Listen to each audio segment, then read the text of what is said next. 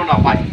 Homeo জগতে doctor ইউসুফের কাছ থেকে আমি কালকেও এক জায়গায় যাওয়ার পর আমি গল্প করলাম যে বাংলাদেশে একজন হোমিওপ্যাথিক ডাক্তার ডিএইচএমের যে, অথচ ডিএইচএমের যারা ডাক্তার তারা কিন্তু এত রোগী দেখে না। লিভার, ক্যান্সার, হার্ট, লাংস, এই 4টি রোগী, তারপরে 1 মাস আগে আপনার সিরিয়াল নিতে হবে। এই জন্য ওনার সাথে দেখা করা, এখন যেমন আমরা কাছে পাচ্ছি, এইভাবে ওনার কাছে যাওয়া সম্ভব না। আমি নিজে ওখানে গিয়ে দেখতে পেরেছি। আপনাদের যে ক্লাসমেট আজিজুর রহমান, উনিও কিন্তু যে ওনার দেখতে পেরেছি। এই জন্য আপনারা এই ইউসুফ স্যারের মতো ডাক্তার আপনারা হবেন মানিকগঞ্জ কলেজ থেকে। এবারেও কিন্তু মানিকগঞ্জ হোমিওপ্যাথি মেডিকেল কলেজ 2 জন স্ট্যান্ড করেছে, আপনারা জানেন।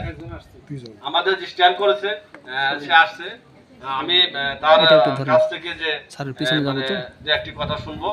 আর যা হোক, আমি যেটা বলি যে আপনারা এই ডাক্তার ইউসুফ স্যারের মতো ডাক্তার হবেন এই আশা রেখে, পরিশেষে আমাদের স্টুডেন্ট এবং যারা শিক্ষক মন্ডলী আছেন আপনাদেরকে ধন্যবাদ জানিয়ে আমি আমার সংক্ষিপ্ত বক্তব্য শেষ করছি। সবাইকে ধন্যবাদ। আসসালামু আলাইকুম। আর আমাদের মানিকগঞ্জ হোমিওপ্যাথি মেডিকেল কলেজ থেকে যিনি স্ট্যান্ড করেছেন তিনি আমাদের মাঝে আছেন, তার কাছ থেকে 2-1টি কথা শোনার জন্য আমি তার মোহাম্মদ সোহেল হোসেন, তাকে 2-1টি কথা বলার জন্য অনুরোধ করছি। সবাইকে ধন্যবাদ। আসসালামু আলাইকুম। আসসালামু আলাইকুম।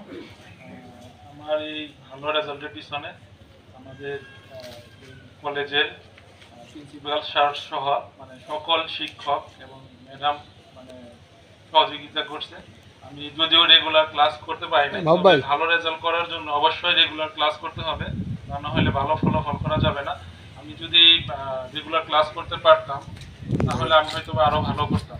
তো সর্বোপরি আমি আমার ফলাফলের জন্য আল্লাহর কাছে শুকরিয়া জানাই, আলহামদুলিল্লাহ। তো আমি ইনশাল্লাহ পরবর্তীতে চেষ্টা করব যাতে আমি বোর্ডে প্রথম স্থান অধিকার করতে পারি। আপনারা দোয়া রাখবেন এবং Manikganj homeopathy medical college and হাসপাতালের নাম যেন উজ্জ্বল করতে পারি। আসসালামু আলাইকুম।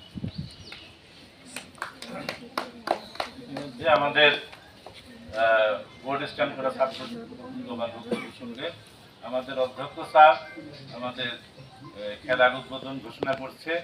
আমরা এখানে আমাদের এই কার্যক্রমের স্যারের অনুমতিক্রমের সমাপ্তি জানাচ্ছি। পরবর্তী কার্যক্রম খেলাধুলা পরিচালনা করার জন্য আমি অনুরোধ জানাচ্ছি। আল্লাহ হাফেজ।